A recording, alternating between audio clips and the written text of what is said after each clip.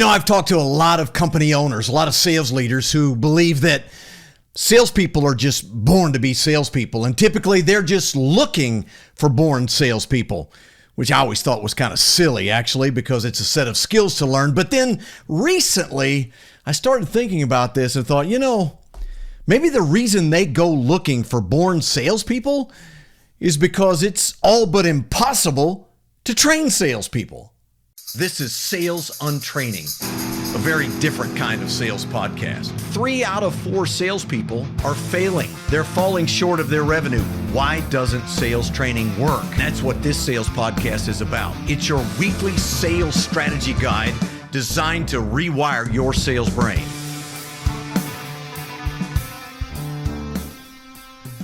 Welcome to Sales Untraining. I'm Kelly Riggs. So good to have you as a part of the podcast. Hope you'll take just a moment. Certainly like and subscribe to the podcast, but way more important, if there are other sales leaders that you know, that you converse with, that you intersect with at some point in time, and you think they might be interested in this conversation, I hope you will share the podcast with them. Why? Because we need that movement. We need to understand across the broad spectrum of selling that the way we train salespeople doesn't work. No, that's not my opinion, and it's not some contrarian point of view. As I have said many, many times on this podcast, the data is crystal clear. In fact, I just got to thinking as I was preparing for a podcast, this whole context came into my mind is it impossible to train salespeople? I want you to think about this. I started writing down some definitions of what selling actually is. I don't know what your definition of selling is. You go look it up in the dictionary and it's, trading money for a good or service. It's a transactional thing. Oh, it's persuading someone to buy something, things like that. Holy cow, it's way more difficult, convoluted than that. For example, this particular definition took me a while to get down on the paper, but if I'm training someone to sell, I'm training them how to influence someone with unknown motivations and unknown reasonings to purchase something that they may or may not know that they need or want, or that they even have any interest in at the time. I'm trying to persuade them to purchase that in the presence of competition, other people who are trying to sell them something similar at the same time. Now, that makes it incredibly difficult. It's, like martial arts. It's one thing to go learn some moves and do what's called a kata, to perform a certain set of martial arts moves. It's a completely different thing to learn how to do those things for actual competition in real combat with a crowd screaming at you, knowing that a lot of people want someone else to win instead of you. Which, again, there are competitions in martial arts that are simply demonstrations of katas, but I'm talking about combat, right? It's a whole different program. So we're not just going to teach you what judo is. We're not just going to teach you how to do some judo. We're going to teach you to enter into a fray, a combat, with someone who has ill intentions in the presence of people who are cheering against you for the most part. It's a whole nother ball of wax. And so I'm supposed to teach you how to take our product and have enough belief in it that you'll go out and try to convince people who may or may not have any interest, who may be talking to lots of other people selling them something similar, that they should buy it from you instead of them. You see the point? This is way more difficult than perhaps we ever gave any consideration to. Or maybe there's this. If we're training someone to sell, we're teaching someone how to get someone to change their current thought processes and make a decision, which is nothing more actually than an educated guess, a bet, if you will. It's not 100%. In very few circumstances is it a lay down decision that potentially impacts them and their company in both a positive and potentially negative way, while completely disrupting their current situation and their current environment. Well, that sounds a lot more difficult than just selling, doesn't it? I mean, it almost sounds like an impossible task. Is it? Is it impossible to train someone to sell? Well, the answer to that question is yes and no, because it really depends on some very critical factors. In fact, the first two are non-negotiable. If someone doesn't have the desire to sell, I mean, they want to sell, they understand what it is, and they still want to persevere, they still want to take a run at it, they still want to try to be good at it, and unless they have that burning desire to be successful, then the answer is no. They also need to add into that, do they have the discipline to practice, to work at it, to learn and improve and all of those things? Without desire and discipline, my friend, you are wasting every bit of your time.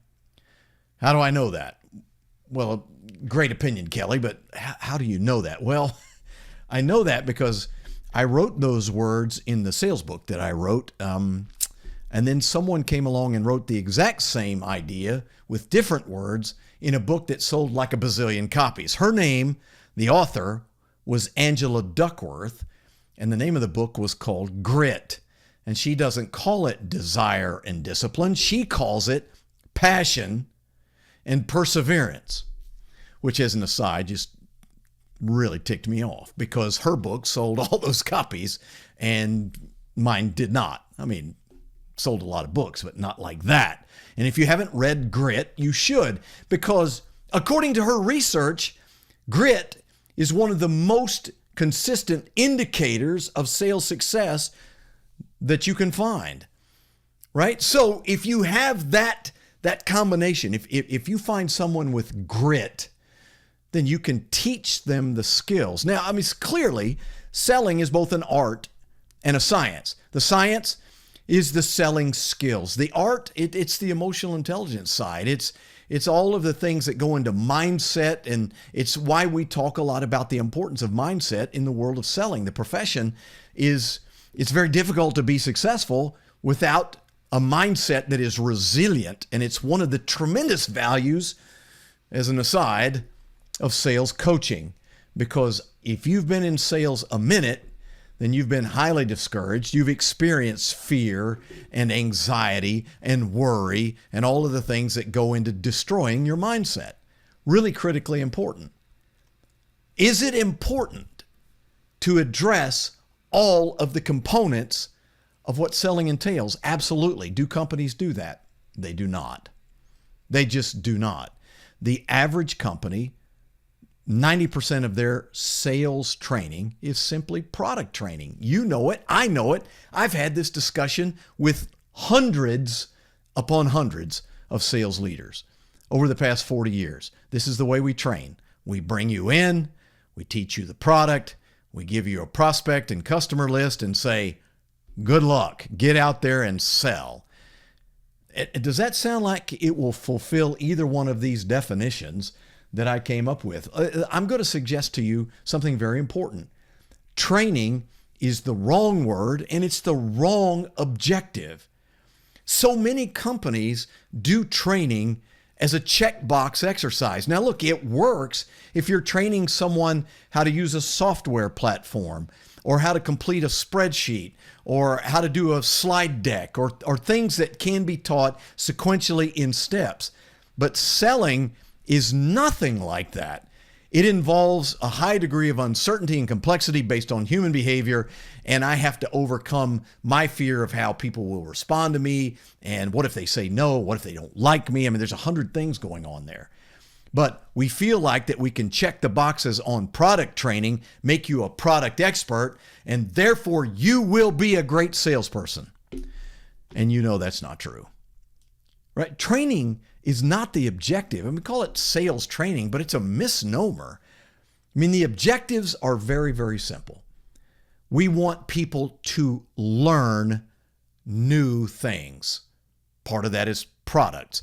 part of it is process. Part of it is selling skills. Part of it is selling competencies. Part of it is bolstering one's mindset. We want them to learn new things. Then we want them to grow their understanding of those things in a context. And then finally, we want them to change behaviors. We want them to do things differently. And if we don't do that the right way, then under stress, under duress, people don't do things differently. They only do things differently when it becomes a part of their everyday behavior. They learn it, they grow in their understanding, and they create new behaviors which they repeat over and over.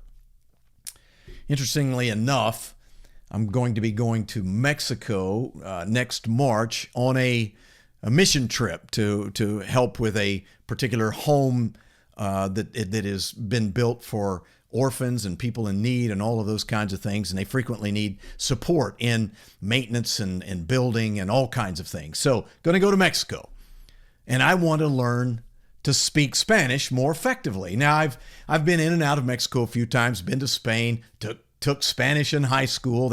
So I have a very, very minimal understanding of a variety of words, and I can do a little bit of conversation. That's kind of what sales training often looks like. I can do a little bit of it. I've got a little bit of understanding. I know sort of how to tell the prospect a few things about it, but I want to become more conversant. I want to be able to rapidly assimilate what someone says to me in a different language, and I want to be able to respond. I want to be able to interact in that environment in an effective way, which anybody who knows anything about learning language knows that you can't do that by simply learning some words.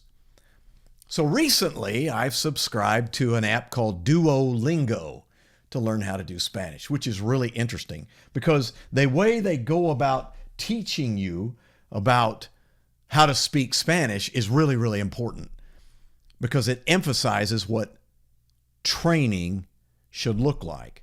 They introduce words. They have you repeat them. They have you go through them. They have you say it out loud so that you hear yourself speaking it. They have you listen to it being spoken and say, what did this just say? What word would you insert in the fill in the blank? Practice, repetition. And one of the things they find is that you have to come at it from a variety of perspectives because learning to speak a different language is not just about learning words, the product. It's learning how to place those words into a context, create meaning and understanding so that you can have a conversation. And one of the things that they stress over and over is that your ability to learn a new language is 100% contingent upon consistency and repetition. In other words, there is a big push to work on it every single day, to do 2-3 lessons, short lessons every day in which they come at the problem, the context of the conversation in a variety of ways and have you interact directly and get involved in the process. Can you say role play? That's what it is. It's role play. Yeah, it's really difficult to train salespeople effectively, but not because it can't be done, because simply it's a lot of work. Hey, coming up next, I'm going to share a couple of things with you that in that training are absolutely necessary if you're going to do it well. Stay with me.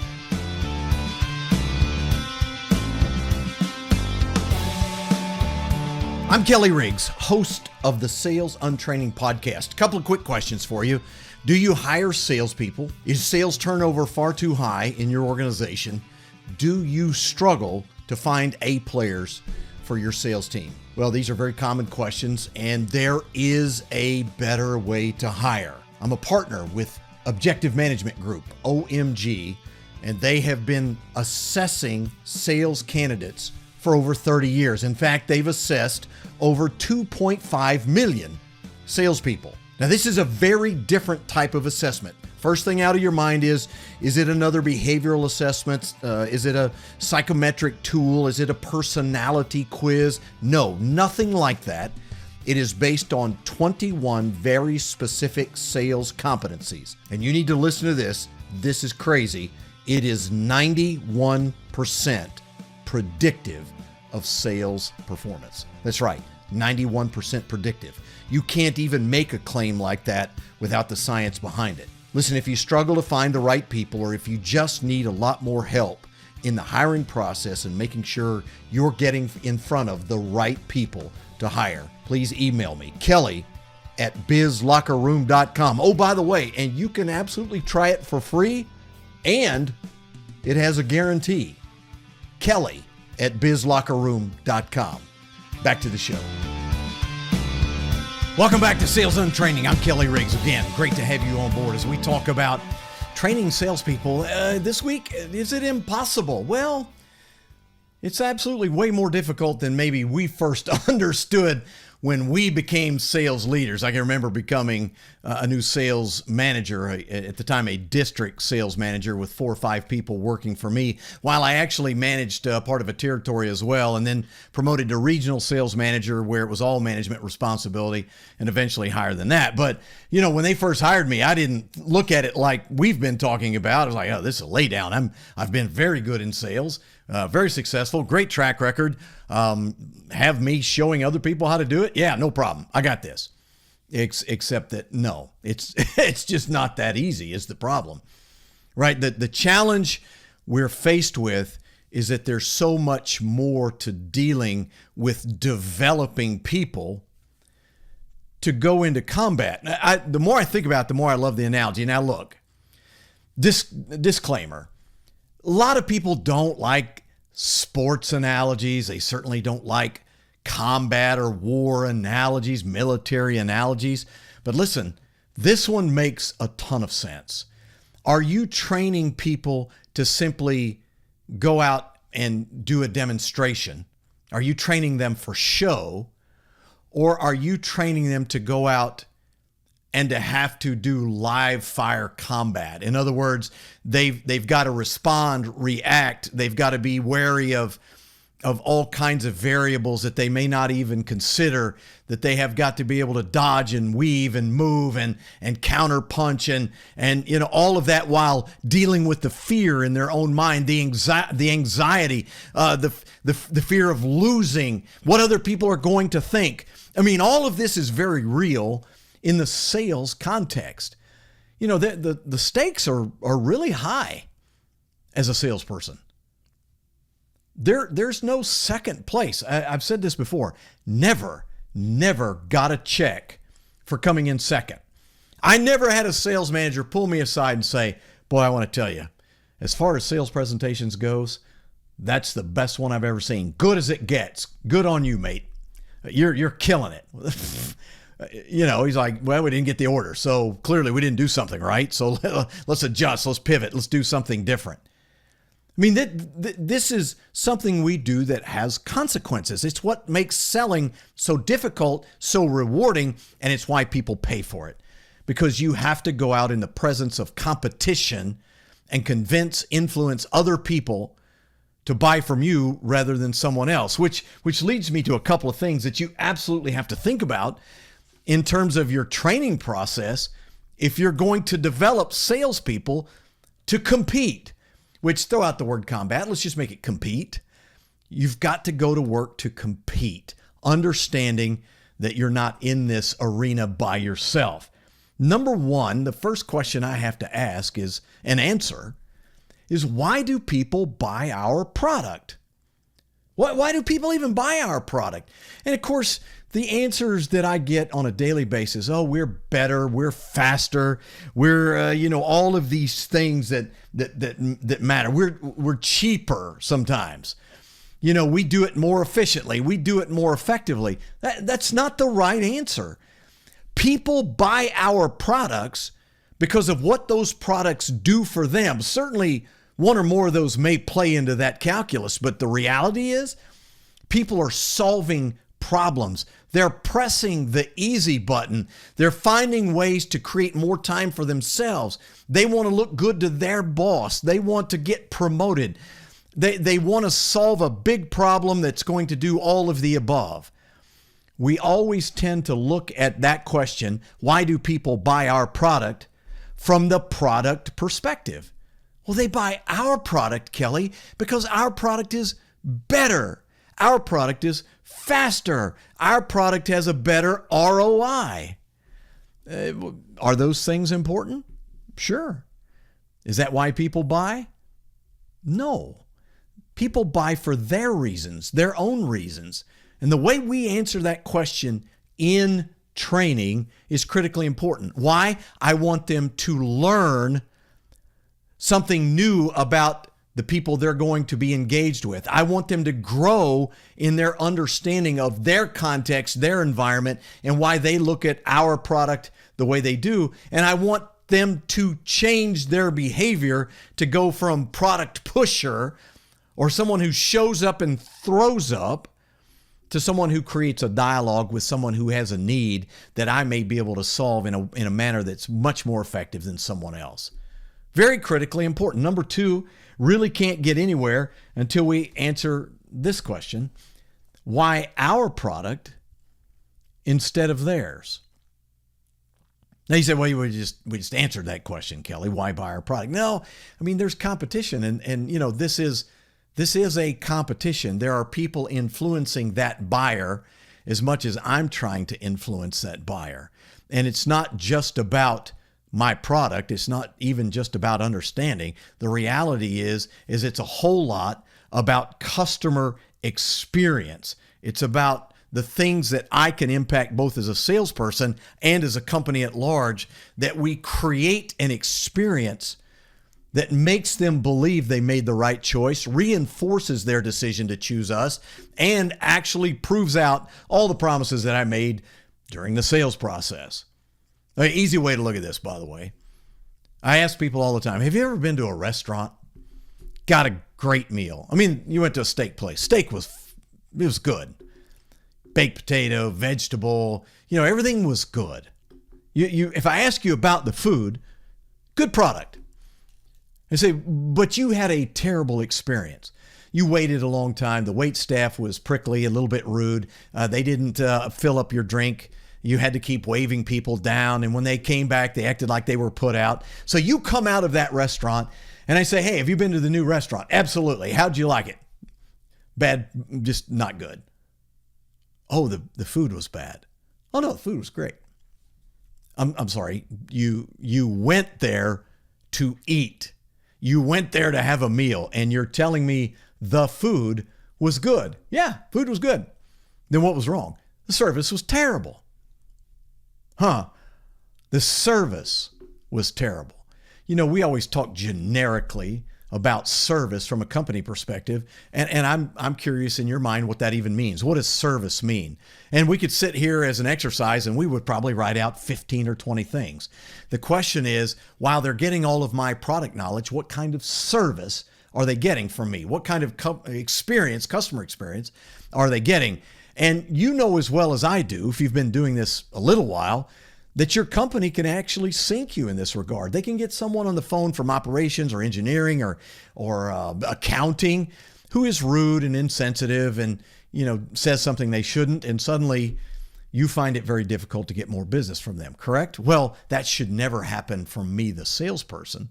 I can control what I can control. I can control response times and courtesy and follow-up and all of the things that go into customer experience. Question: do you train on those things?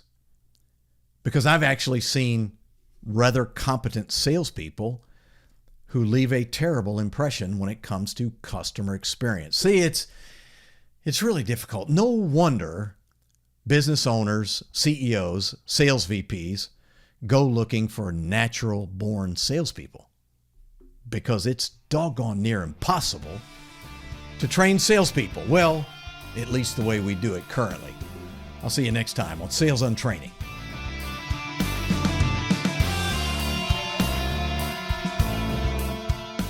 Sales Untraining is a production of Business Locker Room and Pod About It Productions. Music and editing by Doug Branson. To get more Kelly, visit bizlockerroom.com.